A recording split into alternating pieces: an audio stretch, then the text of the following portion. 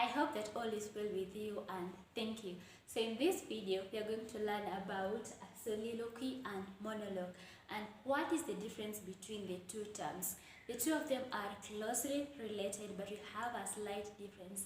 So that difference is what we are going to find out today. Before we start, please remember to subscribe. And we are going to start with the first term, that is soliloquy. It is supposed to be pronounced soliloquy. You can pronounce that.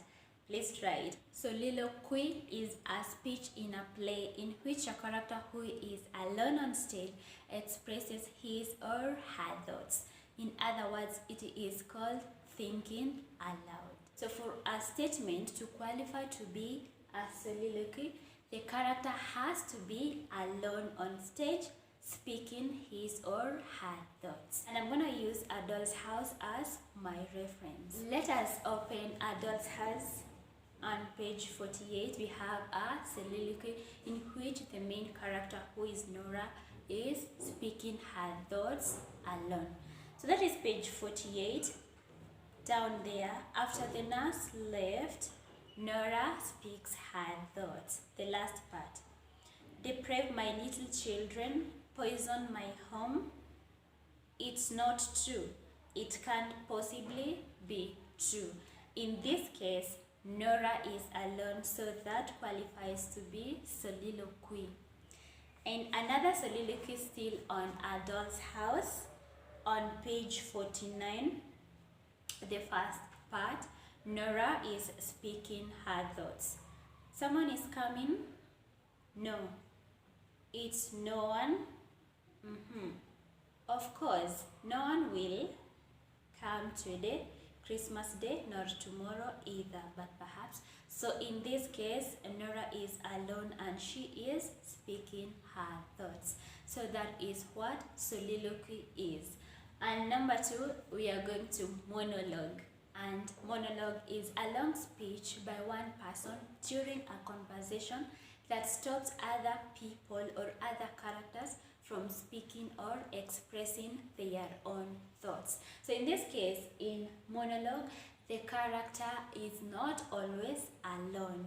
There are other people, but his or her speech makes other people to stop expressing their own opinions or thoughts. To explain a monologue, I'm gonna use Blossoms of the Savannah as my reference, and we have one monologue on page 221 whereby Olarinkoi, after coming home drunk, he had a monologue, and that monologue or that speech stops Resian from speaking. So let us go on page 221 of Blossoms of the Savannah. Up there, the second paragraph. You silly thing, he thundered angrily. I tell you to prepare food and you refuse to do so. Today you will know who is the owner of this home. If you are still in doubt, let me tell you frankly that from today on, you are my wife. Hear that, and he continues with his own monologue. So that is an example of a monologue. The character is not alone. He or she is with other characters, but his or her speech prevents or stops the other characters from speaking.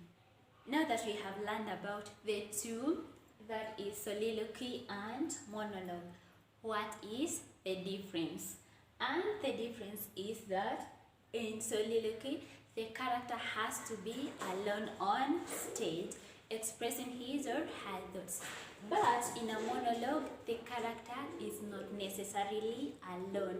He or she is with other characters, but his or her speech stops the other characters from expressing their opinions.